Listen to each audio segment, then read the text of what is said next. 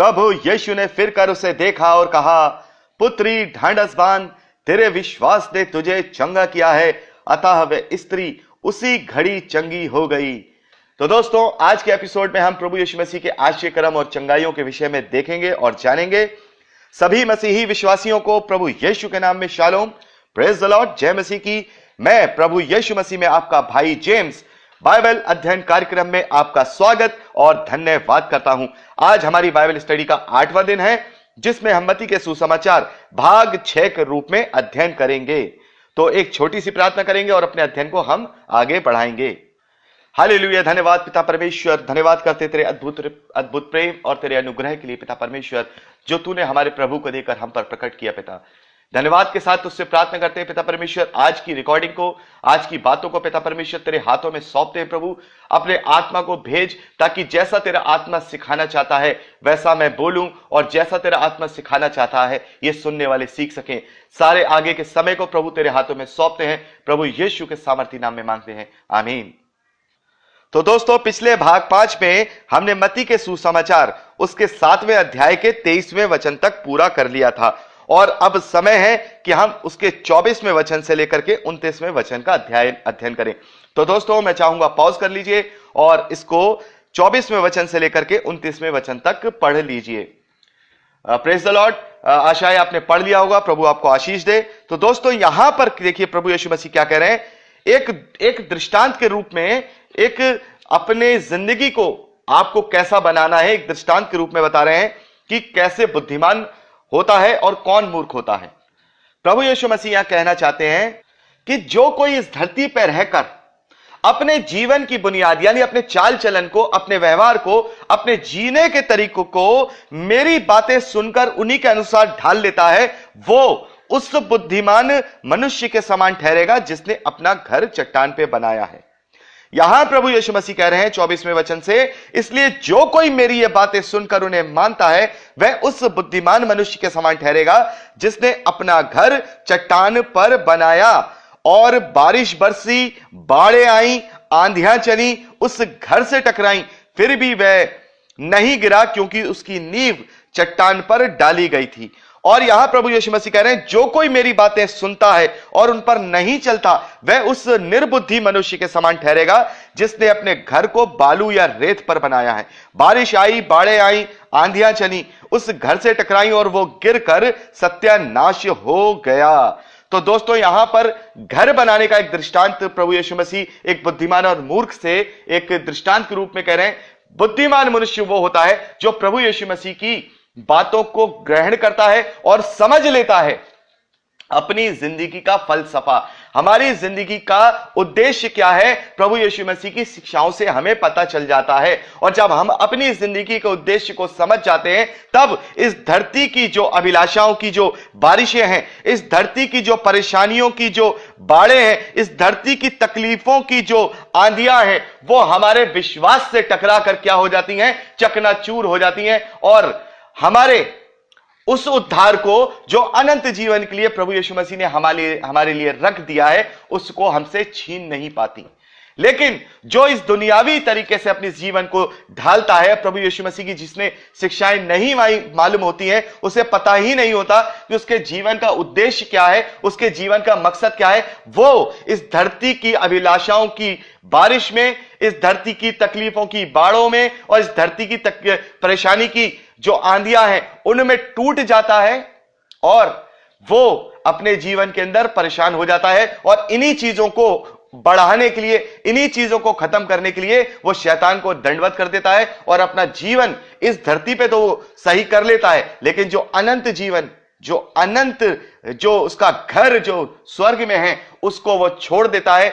आज के थोड़े से समय के लिए वो अनंत जीवन के समय को खो बैठता है। तो यहां प्रभु यीशु मसीह जो बता रहे हैं कि आपको अपने जीवन की बुनियाद ऐसी दृढ़ उस उद्देश्य पे आपको बसानी है, आपको बैठानी है, और वो उद्देश्य आपको पता होना चाहिए कि आपको परमेश्वर ने क्यों इस धरती पर भेजा है। परमेश्वर ने हमें इस धरती पर इसलिए भेजा है। देखिए, पहले भी मैं आपको समझा चुका हूं कि शैतान को जब परमेश्वर ने लूसीफर को जब बनाया था तो उसे अपने पास रखा था, और उसको बहुत बुद्धि दी थी, उसको बहुत ज्यादा उसको जो है सारा बुद्धिमानता सुंदरता उसे दी। इस कारण उसके अंदर घमंड आ गया और वो परमेश्वर के विरोध में आ गया। जब परमेश्वर ने अपने स्वरूप में मानव को रचा, मनुष्य को रचा, तब परमेश्वर चाहते थे कि मैं इसको परखूं, इसको परख करके अपने लिए बनाऊं। कहीं ऐसा ना हो कि ऐसा कोई एक हो जो मेरी फैमिली का हो, कि जो खुद पाप को जान करके, परेशानियों को जान करके, तकलीफों को सहन करने के बावजूद भी मुझे चुने। तब उसकी कैसी अच्छी ईमानदारी होगी कि जब वो मेरे साथ रहेगा स्वर्ग में, जब वो मेरी सहभागिता में रहेगा, तब वो मेरे विरोध में इस शैतान की तरह कार्य नहीं करेगा। क्योंकि जब उसने उस धरती पर रह करके मुझे नहीं देखते हुए भी उसने क्या किया, मेरे रास्ते को चुना, मुझे चुना, शैतान को ठुकरा दिया। तो इसका मतलब वो सही मायने में परख के द्वारा सच्चा और खरा सोना बन गया, वो मेरे ग्रहण योग्य बन गया, वो मेरी सहभागिता के लिए बिल्कुल सिद्ध हो गया। तब परमेश्वर खुश होते हैं कि ये मैंने इसको अपने आप से जो है कोई इसको प्रोग्राम नहीं किया कि ये मेरी स्तुति करे, बल्कि मैंने इसे चुनने का अधिकार दिया। और इतनी तकलीफें इस धरती पे मैंने इसके ऊपर डाली, इतनी परेशानियां मैंने इस धरती पे इसको जीने के लिए इसने सही। उन सारी चीजों और कठिनाइयों के बावजूद, उन सारी बाढ़े बारिश आंधियों के बावजूद इसने अपने मकान को, इसने अपने व्यवहार को, अपने आप को पूरी तरह से दृढ़ रखा। क्योंकि इसने जो अपनी जो नींव बनाई थी वो प्रभु यीशु मसीह की शिक्षाओं पर बनाई थी। और अंत में इसने अपने आप को धीरजवंत बना करके, मेरे ग्रहण योग्य बन करके मेरे साथ रहने के लिए अपनी मर्जी से मुझे चुन लिया। तो जब इतनी तकलीफों में हम इस धरती पर रह करके भी परमेश्वर को चुनते हैं, तो परमेश्वर इस बात के लिए पूरा पक्का हो जाते हैं कि जब इतनी तकलीफों में नीचे रह करके भी इसने मुझे नहीं छोड़ा, तो यहां स्वर्ग में जब इसको मैं अपने साथ रखूंगा, तो ये जब मुझे सचमुच में देख लेगा, जब ये सचमुच मेरी सहभागिता में आ जाएगा, तब तो ये कभी भी मेरे साथ धोखा नहीं करेगा, कभी भी मुझे छोड़ के जो है शैतान की ओर नहीं जाएगा। जैसे शैतान ने क्या किया, वो बिना परखा हुआ था, उसकी कोई परख नहीं हुई थी और उसने परमेश्वर के विरोध में कार्य किया। लेकिन हम उससे कई गुना, हजार गुना बढ़कर होंगे, क्योंकि हम परख करके अपनी मेहनत से, अपनी समझ से, अपनी इन सारी चीजों को झेलने की शक्ति के द्वारा हम परमेश्वर को प्राप्त करेंगे। हम अपनी मेहनत का फल पाएंगे। हम अपने जो हमें अनुग्रह दिया गया है उसको हम संभाल करके, अपने जीवन में उतार करके, हम अपने घर को ऐसी नींव पे बना लेंगे जिससे कि हम उस परमेश्वर की सहभागिता को प्राप्त करेंगे, दोबारा से प्राप्त करेंगे, जो आदम के द्वारा छीन ली गई थी। तो यहां पर प्रभु यीशु मसीह का जो कहना है वो यही है कि बुद्धिमान बनिए, मूर्ख मत बनिए। मेरी शिक्षाओं को, प्रभु यीशु मसीह की शिक्षाओं को अपने जीवन में ग्रहण कर लीजिए, क्योंकि ये वो चट्टान है।